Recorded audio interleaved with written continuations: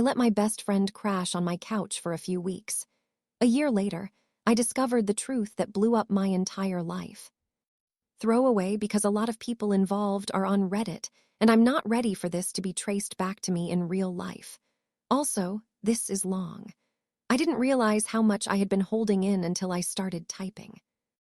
I'm a 29-year-old guy, or at least I was when all of this started. Back then, my life was boring in the best possible way. Stable job, small but decent apartment, a tight circle of friends I'd known since high school.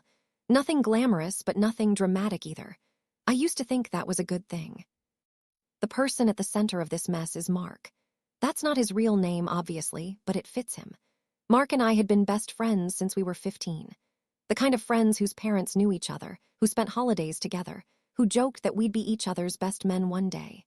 We survived exams, bad haircuts, terrible relationships, and one truly disastrous road trip where our car broke down in the middle of nowhere at 3 a.m.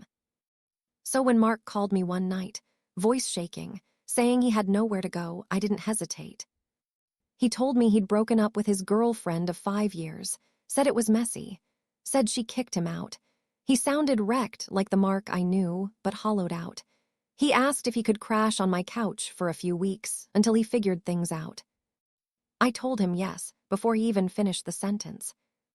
That's how it always worked between us. No questions, no hesitation. You help your best friend. That's just what you do. The first few weeks were fine. Honestly, even kind of fun. It felt like we were teenagers again. We'd order cheap food, stay up late watching dumb shows, complain about work. He paid me back in small ways, groceries here, cooking dinner there. I told him not to worry about rent. He was down on his luck. I had the space. Looking back, that was my first mistake. After about a month, I noticed he wasn't really figuring things out. He wasn't applying for new jobs. He wasn't looking for an apartment. If I asked, he'd brush it off and say he was waiting for the right opportunity or that his head wasn't in the right place yet. I didn't push. I told myself breakups are hard. 5 years is a long time. I figured he needed time. Then small things started to bother me. My stuff would be moved. Not stolen, just shifted. My headphones wouldn't be where I left them. My mug would show up in the sink when I knew I hadn't used it. Once I came home and my bedroom door was open. I always keep it closed. When I asked Mark about it, he laughed and said I was being paranoid. "Relax, man," he said. "You act like I'm snooping." I laughed too, because that's what you do when your best friend jokes.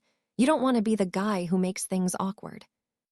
Another month passed, then another. At this point, Mark had been living with me for almost 3 months. Friends started asking questions. My mom asked why he was still there. I defended him every time. He just needs a bit longer. He's had a rough year. You know how he is. What I didn't say out loud was that something felt off. It wasn't just the space. It was the way he acted like the apartment was his. He had opinions about how I organized things. He commented on my work schedule. He'd invite people over without asking me first. Once, I came home exhausted after a 12-hour shift and found 2 people I didn't know sitting on my couch, drinking my beer. Mark acted like I was the weird one for being annoyed. "You never said I couldn't have people over," he said. I remember standing there, keys still in my hand, thinking, when did this stop being my place? The real shift happened around the 4th month. I started seeing someone. Her name was Lena. We met through mutual friends, and for once, things felt easy. She was calm, observant, and funny in a quiet way. She noticed details, remembered things I said in passing. Being around her made the noise in my head slow down. I warned her about Mark before she came over the first time. "He's crashing here for a bit," I said. "Long story." She smiled and said it was fine. At first, it was fine. Mark was charming, he always is. He joked, told stories, made himself likable. Lena laughed. I was glad they got along. But then I noticed something that made my stomach tighten. Mark paid more attention to Lena than he ever paid to my past girlfriends. He remembered details about her job, complimented her in subtle ways, made inside jokes with her, It wasn't openly inappropriate, nothing I could call out without sounding crazy, but it was there. One night, after Lena left, I mentioned it casually. "You're laying it on a bit thick," I joked. Mark looked genuinely offended. "What? I'm just being nice. You want me to be rude to your girlfriend." I dropped it. Again. Over the next few weeks, Lena started acting different too. She'd hesitate before coming over. She'd text less when she knew Mark was home. Once, she asked me, "Is he always here?" I laughed it off, but her question stuck with me. Then one evening, she canceled plans last minute, said she wasn't feeling well. I believed her until I got home earlier than expected and heard voices in my apartment. Her voice. And Mark. They were in the living room. Talking. I stood outside my own door for a full minute, heart pounding, telling myself I was overreacting, that there was a perfectly normal explanation. When I finally walked in, they both jumped. Lena looked guilty. Mark looked annoyed. "Oh," Mark said, "didn't know you'd be home." Lena mumbled something about stopping by to pick something up. They were sitting too close. Still, I said nothing. That night, I barely slept. I kept replaying everything in my head, the moved items, the weird tension, the way Mark had slowly taken over my space, my life. I felt stupid for even thinking something was wrong. This was my best friend, the guy I trusted more than anyone. I told myself to let it go. I wish I had listened to the voice that said pay attention. Because a few weeks later, I found something that made my blood run cold, and that was just the beginning. A few weeks after that night, everything felt tense in a way I couldn't explain. The apartment didn't feel like home anymore. It felt like neutral territory I was slowly losing control of. Mark was always there. No matter when I came home, early, late, random, he was there. On the couch, in the kitchen, in my space. It was like he had built his entire routine around my apartment while my own life felt like it was shrinking. Lena and I were still seeing each other, but something had changed. Conversations felt guarded. She'd give vague answers when I asked about her day. Sometimes she'd go quiet when Mark walked into the room. Other times she'd suddenly become overly friendly, like she was compensating for something. I didn't want to be the jealous boyfriend. I didn't want to be paranoid. I kept telling myself that if something was really wrong, I'd know. I didn't realize how deep it already was. The moment that cracked everything open happened on a random Tuesday. I came home early because a meeting was canceled. When I unlocked the door, the apartment was unusually quiet. No TV, no music. That alone was strange. Mark always had something playing. I stepped inside and noticed my laptop on the dining table. Open. I never leave it there. I always keep it in my bedroom, closed, password protected. My stomach dropped instantly. I walked over slowly and saw that my email was open. Not just open, scrolled. I felt heat rush to my face. I checked the sent folder. There were emails I didn't remember sending. Messages to my landlord, to my boss, even one to Lena. Nothing outright insane, but off, short, cold, slightly rude, the kind of tone I'd never use. I stood there staring at the screen, trying to convince myself I was misunderstanding something. Then I heard the shower turn off. Mark came out a minute later, towel around his waist like he owned the place. "Oh," he said, "you're home early." I asked him directly, "Why is my laptop open?" He didn't even hesitate. "You left it like that," he said casually. "I moved it so it wouldn't fall." I knew that was a lie. I could feel it in my chest. That tight, sinking feeling when your brain hasn't caught up yet, but your instincts are screaming. I asked again, slower. "Did you go through my stuff?" Mark laughed. "Dude, what? Why would I do that?" I wanted to push harder. I wanted to demand answers. But the years of friendship kicked in. The reflex to trust. The fear of blowing things up over a feeling. So I backed off. That night, I changed every password I had. Or at least, I thought I did. A few days later, Lena stopped responding to my messages for almost an entire day. When she finally replied, it was short. "Sorry, busy." Something in her tone felt final. I asked if everything was okay. She didn't answer. That evening, I came home to find Mark sitting at the kitchen table, scrolling on his phone, smirking. "What's so funny?" I asked. He looked up. "Oh, nothing," he said. "Just life." I asked him again if he was still looking for a place. He sighed dramatically. "Man, why are you on my back lately?" That was the moment I realized something terrifying. He was turning it around on me. I was the one feeling guilty in my own apartment. A few days later, Lena finally agreed to meet up. She chose a cafe instead of my place. That should have told me everything. She barely met my eyes. After a few minutes of awkward small talk, she said, "I think we should stop seeing each other." No explanation, no fight, just done. I asked her why.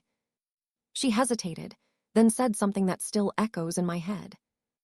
"I don't want to be in the middle of whatever is going on between you and Mark." I felt like the ground dropped out from under me.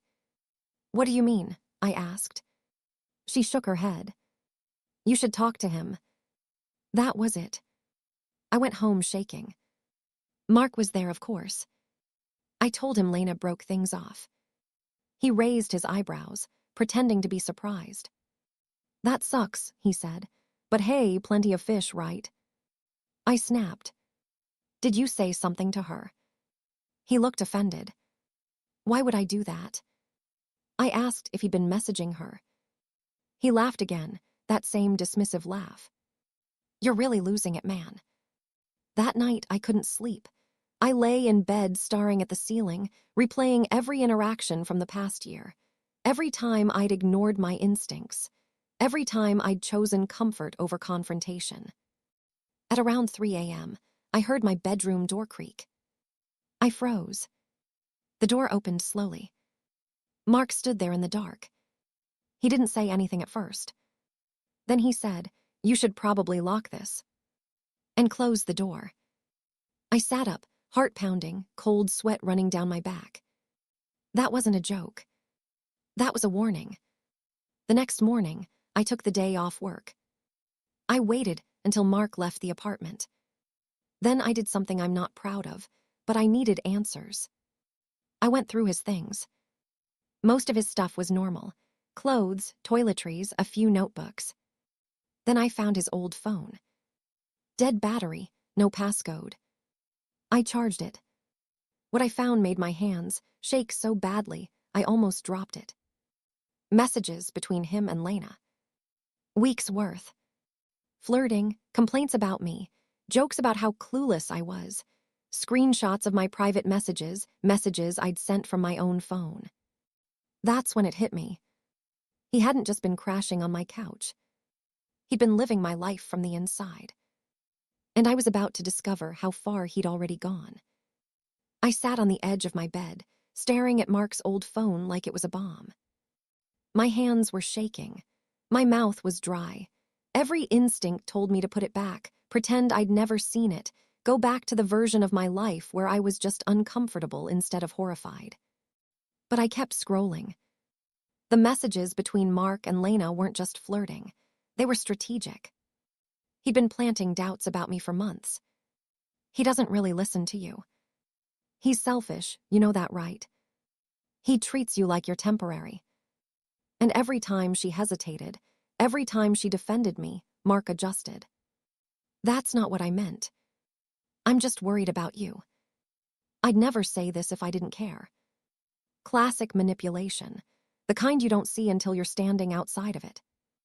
What made my stomach flip was realizing how much of it depended on access to me. He referenced things I'd said in private, complaints I'd never shared with anyone, moments I'd vented late at night, half asleep, trusting that my words were safe. They weren't. Then I found messages to other people. Mutual friends. Coworkers. My boss. Nothing overtly destructive, not at first, just subtle suggestions, comments, framing me as unreliable, difficult, emotionally unstable. He was laying groundwork. I finally understood the emails from my laptop. The cold tone, the strange phrasing. It wasn't random. It was him shaping how people saw me, piece by piece. I felt sick. I heard the front door unlock. I barely had time to put the phone back where I found it before Mark walked in, grocery bag in hand, like nothing in the world was wrong. "Hey," he said casually, "I grabbed stuff for dinner." I looked at him and felt something snap. Not anger. Clarity. I realized in that moment that the Mark I thought I knew didn't exist anymore, or maybe never did. I asked him to sit down. He smirked. "What's this about?" I asked him how long he'd been messaging Lena. His face changed for half a second. Then he laughed. "You went through my stuff," he said. "Wow, that's low even for you." I told him I knew about the messages, the emails, the screenshots. For the first time since he'd moved in, Mark didn't joke. He leaned back in his chair and crossed his arms. "So," he said. That one word felt heavier than any confession. "So," I repeated, "you sabotaged my relationship. You went through my laptop. You pretended to be me." He shrugged. "You were wasting her time," he said calmly. "And honestly, you were wasting your own life too." I stared at him, trying to reconcile this version of him with the boy I'd grown up with. "You're living in my apartment," I said, "off my generosity." "And look how much better things run," he replied. "I organize, I take initiative, you drift." I told him he had to leave. He smiled. "You sure about that?" That's when he dropped the bomb. He told me my landlord thought I was the problem tenant. He told me my boss had concerns about my professionalism. He told me that if I kicked him out, I'd be confirming a lot of people's suspicions. Then he stood up and went to his room like the conversation was over. I didn't sleep at all that night. The next morning, I checked my email. There it was. A meeting request from HR. Subject line, concerns regarding conduct. I felt like I was drowning. That day was a blur. HR didn't fire me, but they made it clear I was on thin ice. Complaints had been made, patterns noted, trust questioned. None of it matched who I was. But it matched the version of me Mark had been quietly creating. When I got home, Mark was calm, too calm. "You should really think before doing anything drastic," he said. "I'm just trying to help you be better." That was when I realized something else. He didn't see himself as the villain. He thought he was the upgrade. That night, I called my sister and told her everything, every detail. For the first time in a year, I didn't minimize. I didn't defend him. She was quiet for a long time. Then she said, "You need to protect yourself, now." With her help, I spent the next week documenting everything. Screenshots, logs, timestamps. I talked to my landlord. I talked to my boss again. I told them the truth, not emotionally, not defensively, just facts. Some people believed me. Some didn't. But enough did. And then came the day I finally told Mark to pack his things. He didn't argue. He just smiled and said, "You're making a mistake." I watched him leave with his bags, my heart racing, half expecting something worse to happen. I didn't know yet that the worst was still coming. 2 weeks after Mark left, my life was unrecognizable. The apartment felt quiet in a way that hurt. Like the silence after a fire, everything still standing, but scorched. Lena blocked me on everything. Some friends stopped responding to texts. Others awkwardly avoided me. The damage Mark didn't disappear just because he did. But something unexpected happened too. People started coming forward. A coworker told me Mark had reached out, pretending to check in about me. A mutual friend admitted Mark had warned them I was unstable and spiraling. The pattern became clear. Once he lost access to me, he lost control. And that scared him. He tried to reinsert himself, casual messages, fake apologies, concerned check-ins. I ignored all of them. Then one night, I got a message from Lena. Just one sentence. I didn't realize how much he was manipulating both of us. We didn't get back together. Too much damage, too much distrust. But the message mattered more than I expected. It was confirmation. I wasn't crazy. The final straw came when Mark showed up at my apartment unannounced. I didn't let him in. He stood in the hallway, telling me I'd regret pushing him away, that I needed him, that everyone else would eventually see the real me. I looked at him through the peephole and felt nothing. No fear, no guilt, no loyalty. Just relief. I told him not to contact me again. And this time I meant it. It's been almost a year now. My job stabilized. My reputation slowly repaired. Some friendships never came back, and I've learned to accept that. Here's the part I want people to hear. The most dangerous betrayals don't come from enemies. They come from people who know your routines, your passwords, your insecurities, the people you trust enough to give access to your life. If someone slowly makes you feel smaller in your own space, that's not bad luck. That's a warning. If you're reading this and thinking of someone who's always helping, but somehow leaving you worse off, listen to that feeling. I didn't. And it cost me almost everything. But it also taught me something I'll never forget. Access is a privilege. And no one, not even your best friend, is entitled to it.